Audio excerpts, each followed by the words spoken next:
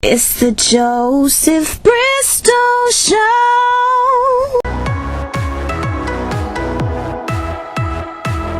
Welcome to another episode of the Joseph Bristol Show.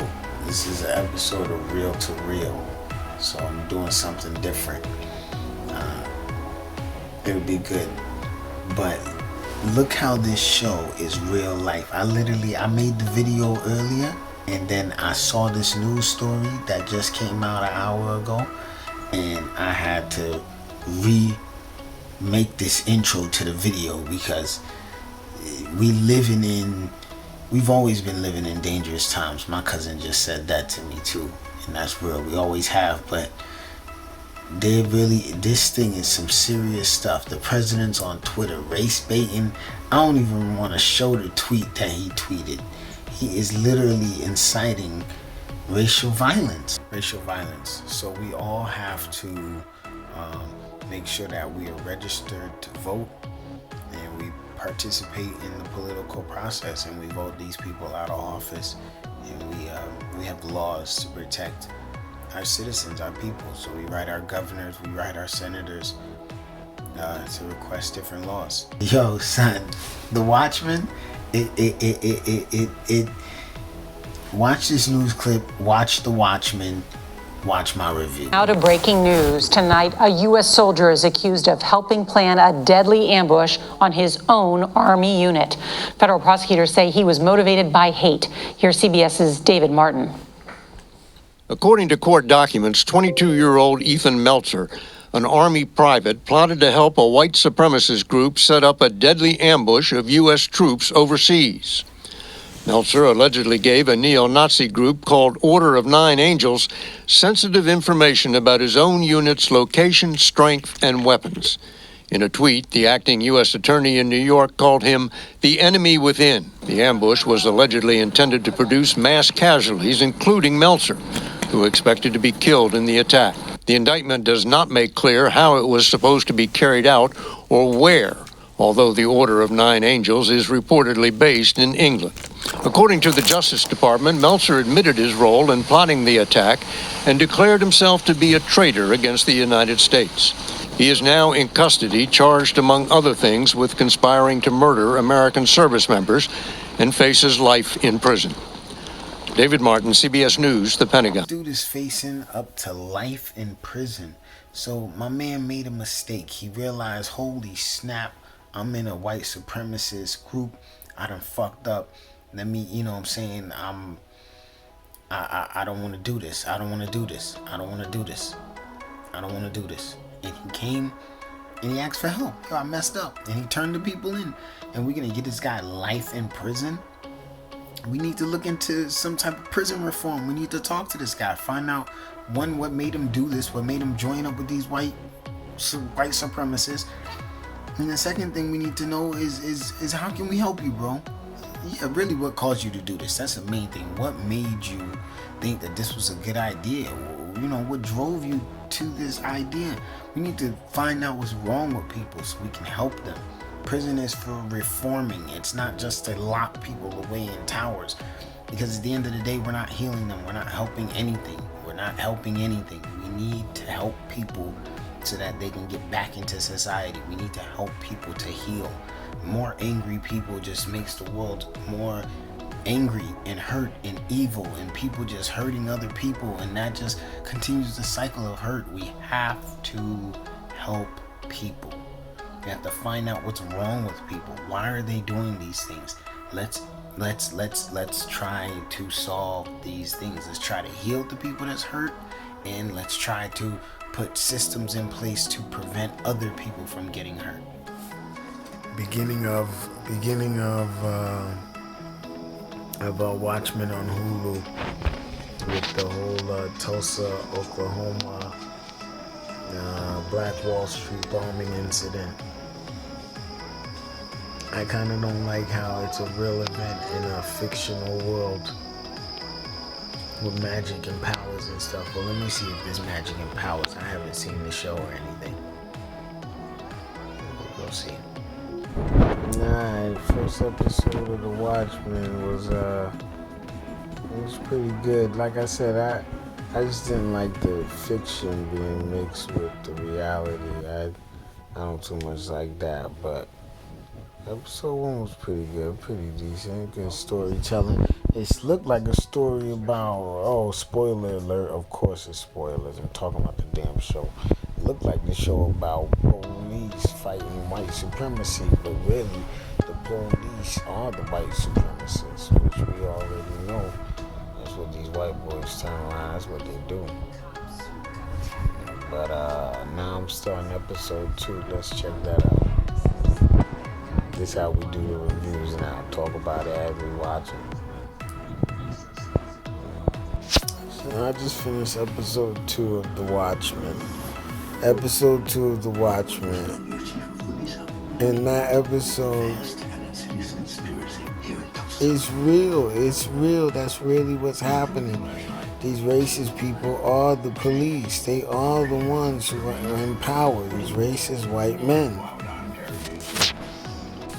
Yo, I literally just woke up and started watching The Watchmen all over again. We on episode 4? Episode 4, and at the very beginning, it just goes to show you the power of money. How people, their desire for something that they really think that they want, they're willing to give up something else for something else. But then you gotta remember too, the people been wanted a baby. They always wanted a baby, but then they didn't have a baby. And then this lady comes along offering them something that they always wanted. And in return, they have to give up something to get it. It's a touchy situation, but let's keep on watching The Watchmen and let's see how this thing pans out. I started episode 6. Episode 5 was amazing. I like the way that it really explained my book, the whole hidden message in the series of books that I'm writing.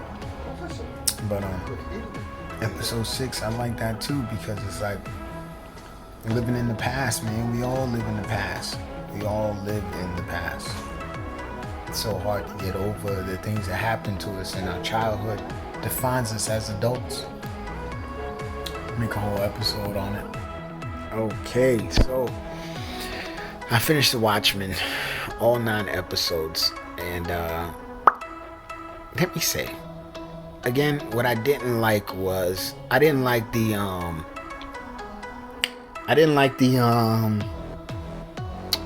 reality and fiction mixed together. I didn't like that. And then I thought that the overall story is actually very close to real life. Actually super scary how the white supremacists, basically took over the police. And if you really think about the reality of the world that we live in, 1921 is not that long ago. So, was it 1921? So 2021 would make 100 years.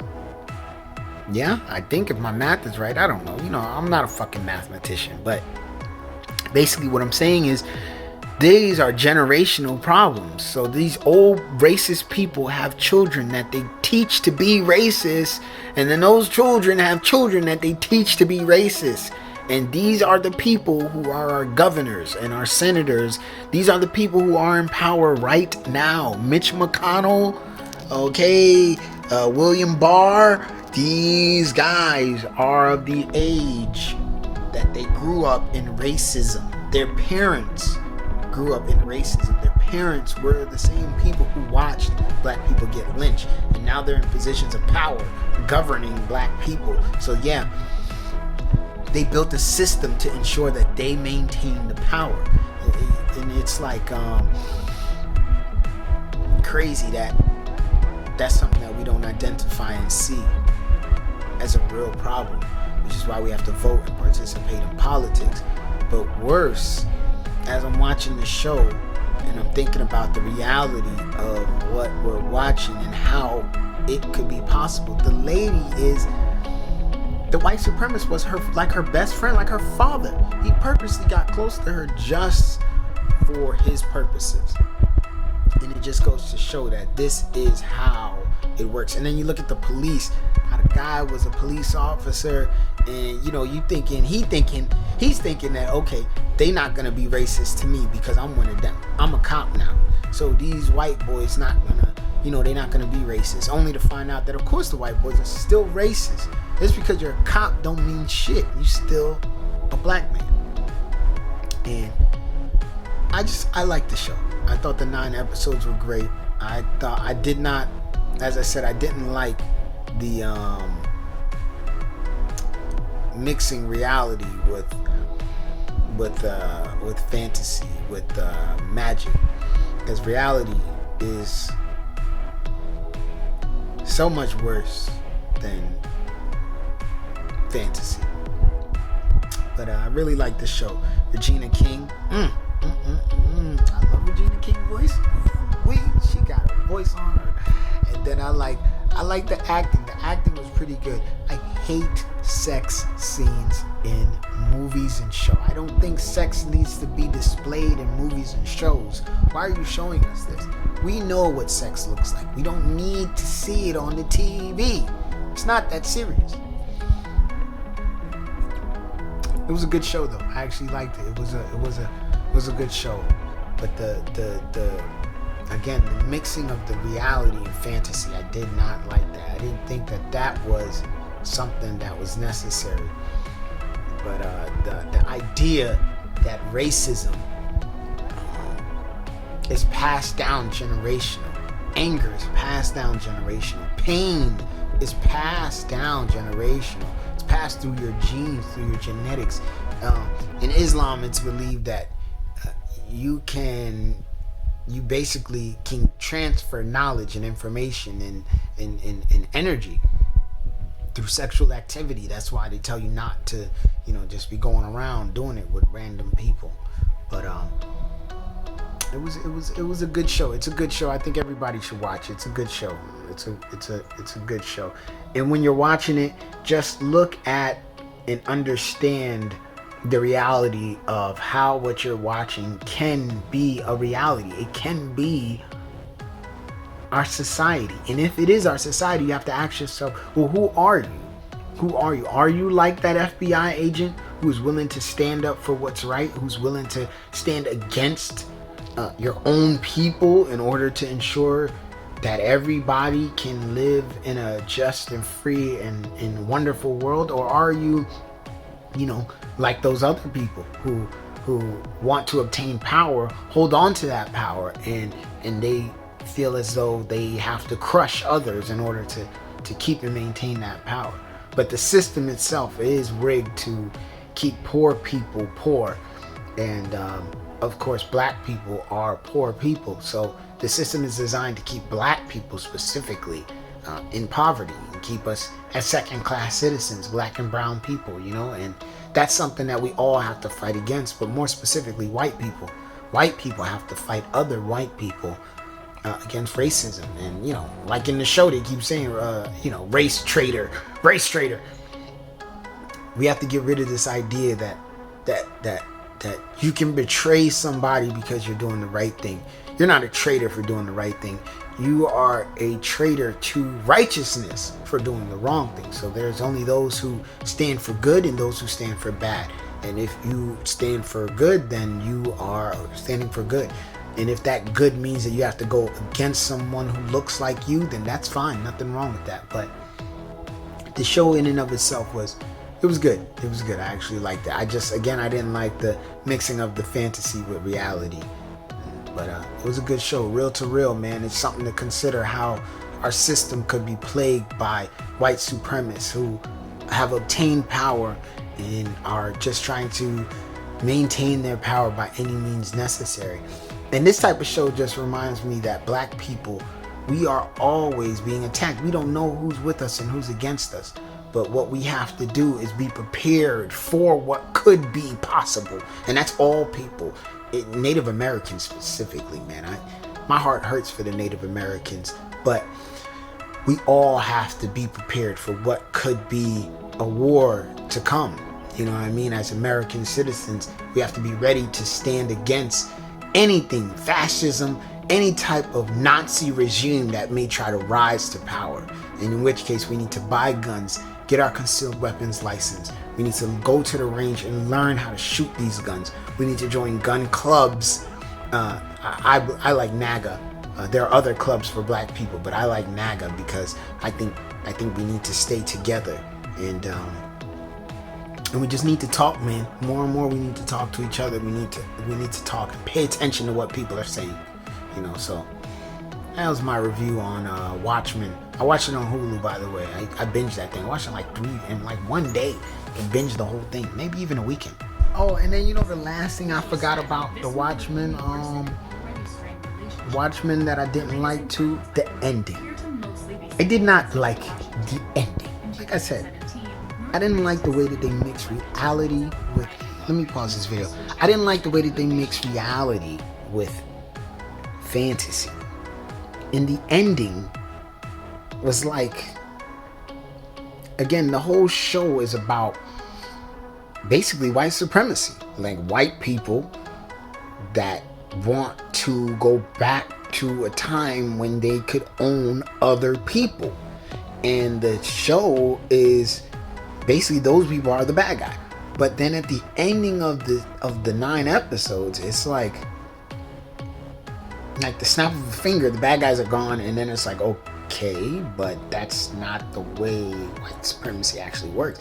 And in which case, it actually just continues on the cycle, because again, the entire show, when you're watching it, it's showing you generational pain, how pain gets passed through generations, that we are all literally still living in the past.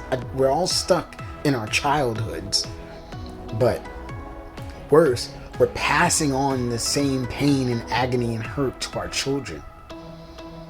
It's a good show, man. It's actually a pretty good show. Watch all 9 episodes. Watch it. I'm done. This video is way too long.